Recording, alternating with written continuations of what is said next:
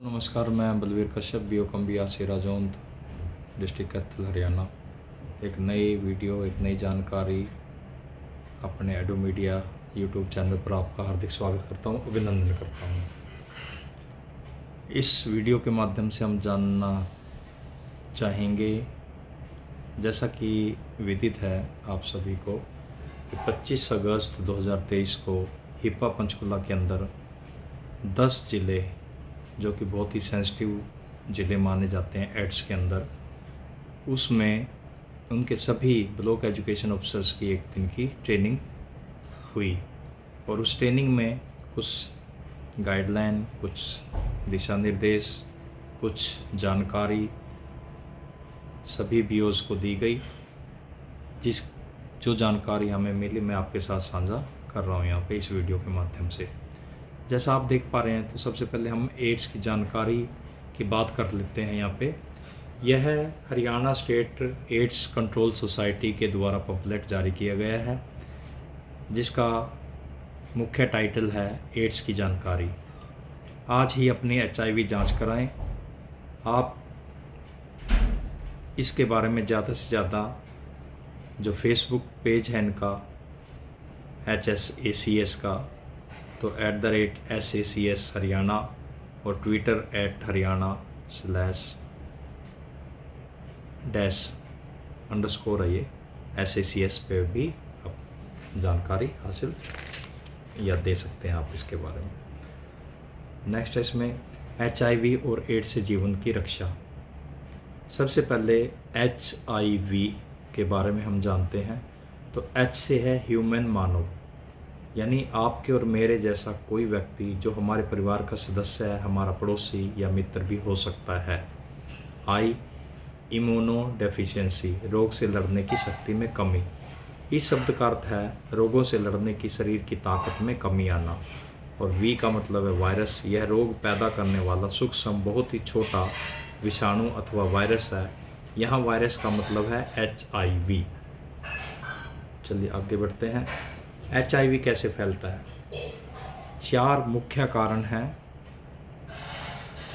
और इनमें भी आजकल जो बहुत ही ज़्यादा केस एड्स के जिस माध्यम से फैल रहे हैं उसका मैं बताऊंगा आपको। तो सबसे पहले जानते हैं HIV संक्रमित व्यक्ति के साथ असुरक्षित यौन संबंध से। वो महिला भी हो सकती है पार्टनर, या पुरुष भी हो सकता है। तो ऐसे के साथ में असुरक्षित जो यौन संबंध है उनसे ये HIV पॉजिटिव आदमी या औरत हो जाता है। दूसरा है इसमें मेन HIV संक्रमित रक्त एवं रक्त उत्पाद से, यानी कि जो पहले से ही जो ब्लड हम लोग डोनेट करते हैं या लेते हैं, उसकी भी अच्छी प्रकार से जांच पड़ताल करने के बाद ही हमें ये खून देना और लेना चाहिए, क्योंकि इससे भी काफ़ी मात्रा में HIV फैलने की संभावना है। तीसरा जो इसका मुख्य कारण है वो है HIV संक्रमित सुइयों व सिरिंजों के इस्तेमाल से। बहुत ज़्यादा बच्चे या बहुत ज़्यादा लोग एक ही सिरिंज से नशा जब करते हैं या इंजेक्शन लेते हैं, तो उनसे भी ये ज़्यादा मात्रा में जो है HIV पॉजिटिव होने के चांसेस होते हैं। इसी प्रकार HIV संक्रमित जो गर्भवती माता से उसके होने वाले शिशु में भी ये चला जाता है। यानी अगर पहले से कोई गर्भवती महिला है और वो उसका जो बच्चा पैदा होगा, अगर वो माँ संक्रमित है HIV से, तो वो भी जो बच्चा है उसका संक्रमित होने के ज़्यादा इसमें चांसेस। तो मुख्य रूप से 4 है, लेकिन आजकल जो सबसे बर्निंग जो रीजन है वो है HIV संक्रमित सुइयों और सिरिंजों के इस्तेमाल से, क्योंकि बहुत ज़्यादा मात्रा में इसका इस्तेमाल आज का युवा पीढ़ी या बहुत सारे लोग इसको इकट्ठा होके ग्रुप में ये इसका इस्तेमाल करते हैं। तो एक दूसरे के माध्यम से ये रक्त चला जाता है और वहाँ पे HIV की बढ़ने के चांसेस ज़्यादा हमारे युवाओं में ज़्यादा देखा गया है। इसके बाद है, ये तो हो गया HIV कैसे फैलता है। अब हम चलते हैं HIV किन माध्यमों से नहीं फैलता। तो इसकी स्लाइड हमें पीछे जाना पड़ेगा। HIV किन माध्यमों से नहीं फैलता। जो 4 पहले दिए थे उनसे तो फैलता है, लेकिन ये किस से नहीं फैलता है? जैसे HIV संक्रमित व्यक्ति के साथ रहने से। अगर कोई HIV पॉजिटिव है तो उसके साथ हम जीवन बिता सकते हैं, उसके साथ बैठ उठ सकते हैं, लेकिन कुछ सावधानियां यहाँ पे भी बरतनी होती हैं। HIV संक्रमित व्यक्ति के साथ हाथ मिलाने से या छूने से, चाहे आप हाथ मिलाएं, उसे छू लें, तो इससे भी जो HIV पॉजिटिव है मनुष्य नहीं होता है। HIV संक्रमित व्यक्ति के साथ खाना खाने से, खाना भी साथ खा सकते हैं, कोई दिक्कत नहीं है, लेकिन कुछ बातें हैं जो इसमें भी ध्यान रखने वाली हैं। और सामूहिक स्नानघर शौचालय के इस्तेमाल करने से बिल्कुल भी नहीं होता है।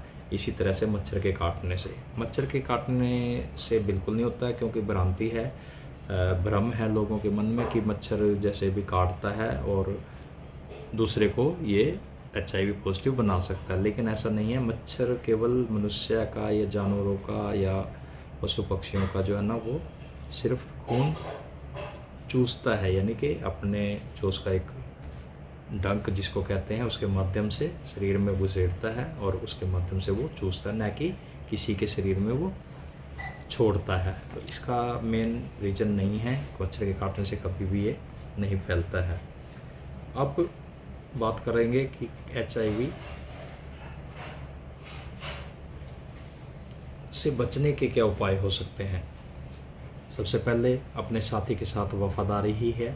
सबसे पहला तो ये है कि जानकारी ही सबसे अच्छी बात है, कि अगर आप इसके बारे में अच्छी तरह से जानते हैं तो आप उन सभी उपायों के बारे में भी सोच सकते हैं। तो सबसे पहले जानकारी है, अवेयरनेस है, बच्चों में, पेरेंट्स में, सभी यूथ में, सोसाइटी में इसका ज़्यादा से ज़्यादा अवेयरनेस कैंपों, स्लाइड्स या पोस्टर या कुछ ऐसे टोल फ्री नंबर सभी स्कूलों में लगाए जाएं।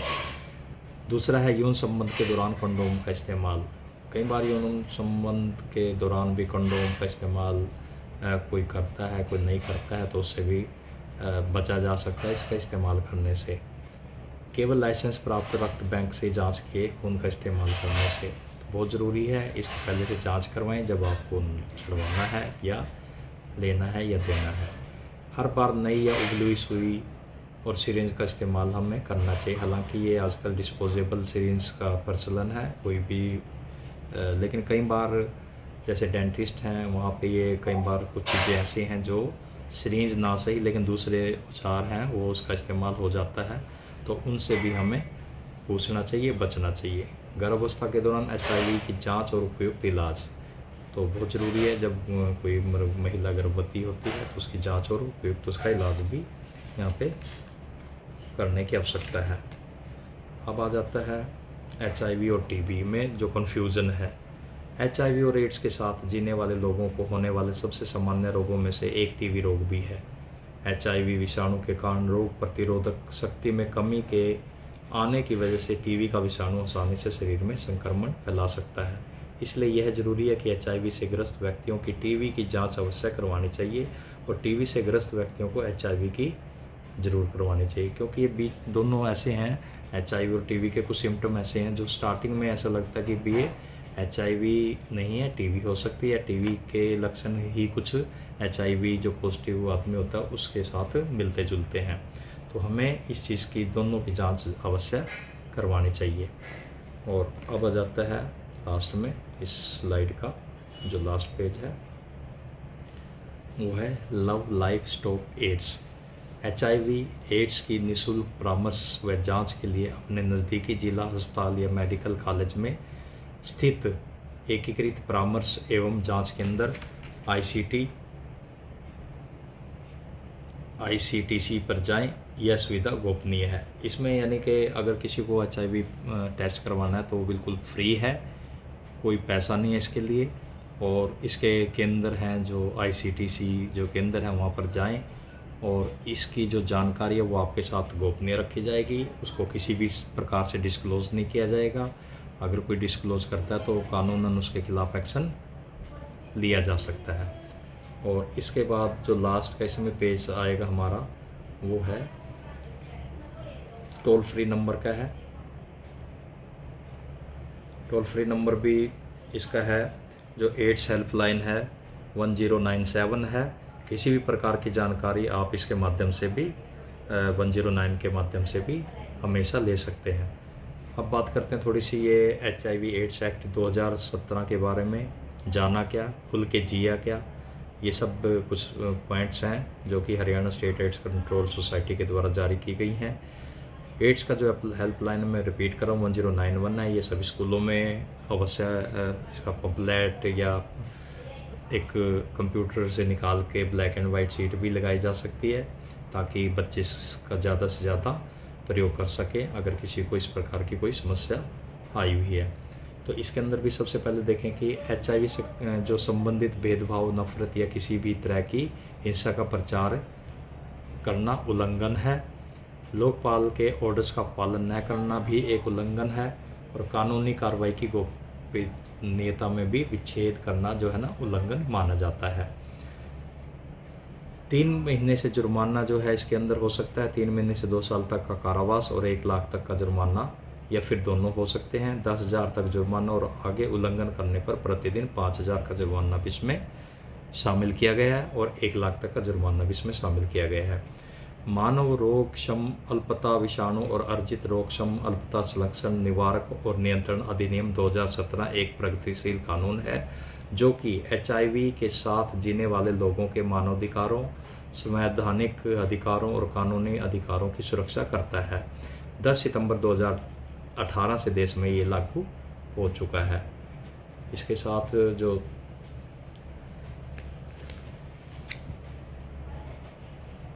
इसका दूसरा पेज भी है ये है।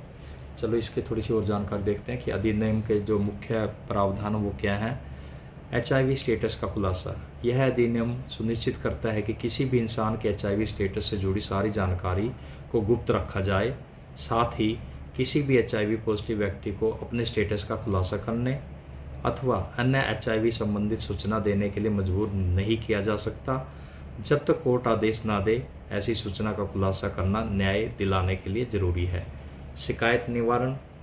यह अधिनियम सुनिश्चित करता है कि HIV के साथ जीने वाले लोगों को भेदभाव या बुरे बर्ताव से जुड़ी शिकायतों के निवारण के लिए हर राज्य में कम से कम एक लोकपाल की नियुक्ति जरूरी है। साथ ही हर संस्थान जहां 100 से अधिक लोग काम करते हैं वहां एक कंप्लेंट ऑफिसर नियुक्त करना है।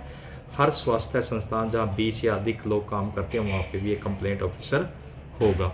अगर हम बात करें कि स्कूल से और ऑफिसों से रिलेटेड तो वहाँ पे भी एक कंप्लेंट जो अधिकारी है वहाँ पे इसके बारे में नियुक्त किया जाना ज़रूरी है, आवश्यक है। तो सभी स्कूल मुखियाओं से मेरी अपील है, ये ऑफिशियल रूप से है कि सभी अपने यहाँ पे एक कंप्लेंट ऑफिसर इसके लिए भी ज़रूर नियुक्त करें। अधिनियम के मुख्य प्रावधान और क्या हैं।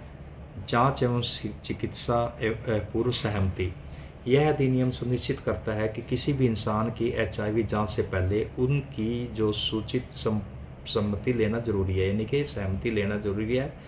साथ ही ध्यान रखा जाए कि किसी भी इंसान की HIV जांच से पहले और बाद में काउंसलिंग की जाए और सहमति लिए बिना उसका इलाज या किसी भी और तरीके से मेडिकल हस्तक्षेप नहीं किया जाए। ये बहुत इम्पोर्टेंट बिंदु हैं जिसकी हमें जानकारी अच्छे से होनी चाहिए। भेदभाव पर रोक है इसके अंदर। यह अधिनियम किसी भी जगह या हालात में HIV पॉजिटिव व्यक्तियों के साथ होने वाले किसी भी तरह के भेदभाव या बुरे बर्ताव पर रोक लगाता है, जैसे कि सार्वजनिक स्थान यानी स्वास्थ्य केंद्र, दफ्तर, स्कूल, कॉलेज आदि जगहों पर भेदभाव, किराए पर घर देने, प्रमोशन या नौकरी मिलने में भेदभाव। इसके अलावा यह अधिनियम HIV पॉजिटिव व्यक्तियों के प्रति नफरत या शारीरिक हिंसा करना या इसको बढ़ावा देने वाली हरकतों पर भी रोक लगाता है। इसके अलावा भी कुछ और जो अधिनियम के मुख्य प्रावधान है वो क्या है। एहतियात उन जगहों के लिए जहां HIV संक्रमण का खतरा हो। चूँकि HIV रक्त या रक्त उत्पादों से फैलने वाला संक्रमण है, स्वास्थ्य संस्थानों में HIV संक्रमण का खास खतरा बना रहता है। इसलिए यह अधिनियम ऐसे संस्थानों में एक सुरक्षित कार्यस्थल व वातावरण बनाने के लिए सुनिश्चित करता है कि HIV संक्रमण को फैलने से रोकने के लिए विशेष ध्यान रखा जाए और सावधानी बरती जाए, जैसे कि समय समय पर पोस्ट एक्सपोजर प्रोफिलैक्सिस सुनिश्चित करना, सावधानी के लिए ट्रेनिंग देना और HIV से बचाव की पूरी जानकारी देना। तो ये जो 2017 का जो कानून बना है और जो 2018 में लागू हुआ है उसके अंदर ये सारी बातें कही गई हैं। तो आगे हम दूसरी एक स्लाइड पे चलते हैं। तो ये है कुछ डाटा है इसके अंदर। तो हम गोल्स और जो टारगेट है इसका, जो हरियाणा स्टेट काउंसिल जो एड्स कंट्रोल सोसाइटी है कि 2030 से हमें एड्स को बिल्कुल ख़त्म करना है।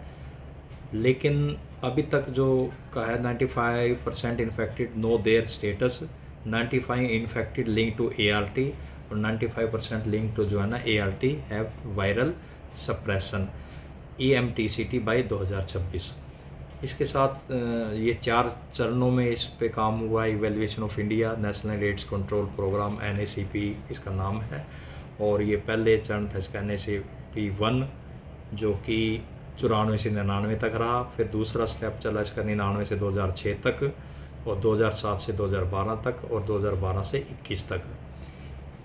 ये कुछ फोटोग्राफ हैं। चलो, टारगेट फॉर NACP जो फेज़ 5 है उसमें प्रिवेंशन है। 90% जो at risk people are use comprehensive prevention. 95% of HIV positive people know their status. Testing and treatment है। 95% PL-HIV who know their status are on treatment. Next इसमें HIV prevention and control की बात है। यहाँ पे EMTCT की बात है। 90% of PL-HIV and ART are virally suppressed. 95% HIV positive pregnant and breastfeeding women have suppressed viral load। Stigma and discrimination की बात है यहाँ पे STI प्रिवेंशन एंड कंट्रोल की। Less than 10% PL-HIV and key population experience stigma and discrimination. Universal access to quality STI RTI service to at risk and vulnerable population. Goal of NACP phase 4 जो है ना 2030 के साथ ही ये end of AIDS जो epidemic है at as public health threat. SDG goal 3 target 3.3 2025 and 26 to reduce annual new HIV infection and AIDS related death by 80%। NACP 4 goals है ये। To promote universal access to quality STI at risk and available. New concept policy test and treat है। Community based testing है इसमें। HIV AIDS prevention and control act 2027 की यहाँ पे बात होती है। Guiding principle of India response integrated evidence lead planning है। प्रिवेंशन फोकस है। Increased access to treatment and care है। कम्युनिटीज़ एट सेंटर है। Designing for scale system and जो स्ट्रक्चर की बात यहाँ पे मेन स्ट्रीम की चल रही है। बहुत सारे कैंप और बहुत सारे सर्वे और बहुत सारे जो है ना काउंसलिंग सेंटर आजकल इसके बारे में बच्चों को, पेरेंट्स को जो है ना फ्री ऑफ कॉस्ट सलाह देते हैं time to time. 7 guiding principle of और key approaches have been adopted by India। Evidence lead planning, prevention focus, keeping communities at the centre of the response, designing for scale, ensuring access to treatment and care, integrate with health system, mainstream with larger non health sector। ये जो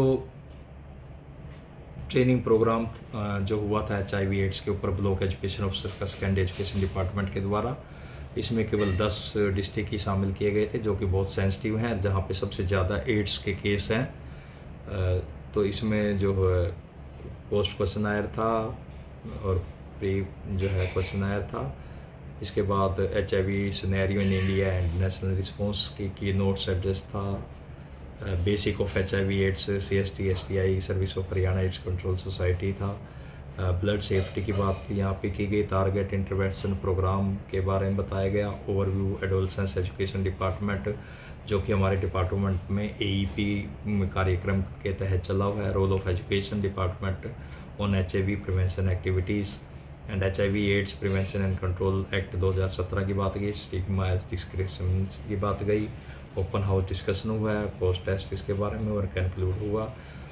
तो इसके सभी staff मेंबरों ने Mrs राखी जो additional director youth की हैं, doctor उजिता Balyan जी additional director CSM हैं, और विशाल जी ने भी RPM NACO ने, और incharge blood safety Mrs Suresh, ये सभी ने इसमें अपना पूर्ण महत्वपूर्ण योगदान दिया और ये प्रोग्राम का जो शेड्यूल था वो जारी किया और सबको बढ़िया से जानकारी दी। Synergy of NACP with other ministry and department mainstreaming 18 MOU signed हो चुके हैं डिफरेंट डिपार्टमेंट के साथ में, और उद्देश्य ये है कि ज़्यादा से ज़्यादा इसको ख़त्म किया जाए किसी भी तरीके से कंट्रोल करके। गार्डिंग प्रिंसिपल इंडिया रिस्पॉन्स, ये वही स्लाइड है, ये फ़ोटोज़ आ गई है। तो ये इस तरह से आप देख पा रहे हैं। तो इस तरह से जो एड्स के बारे में हमने बात की है, ये आशा करता हूँ ये वीडियो आपको अच्छी रही होगी और सभी अध्यापकों और मुखियाओं को और बच्चों तक ये वीडियो पहुँचाने का कार्य अवश्य किया जाए। ये बहुत इम्पोर्टेंट टास्क है हमारे लिए, और बच्चों को हर हालत में हमने अपने युवाओं को इन चीज़ों से बचा के, और जब तक उनको गाइडलाइन नहीं दी जाएंगी, उनको समझाया नहीं जाएगा, तो वो हो सकता है गलती करें। उन गलतियों को का जो आगे वो फ्यूचर पे उनका असर ना पड़े। और दोनों वीडियो को मैंने शामिल किया है, दोनों चीज़ों को मिला के मैंने बात रखने का प्रयास किया। आशा करता हूँ आपको ये अच्छे से जानकारी मिलेगी, और इसके बाद अगर हमारे पास ही इसकी पूरी PPT आ जाती है तो हम उस पर भी वीडियो बना के मैं आप सब तक साझा करूँगा। वीडियो देखने के लिए आप सभी का हार्दिक आभार, धन्यवाद। Thank you very much.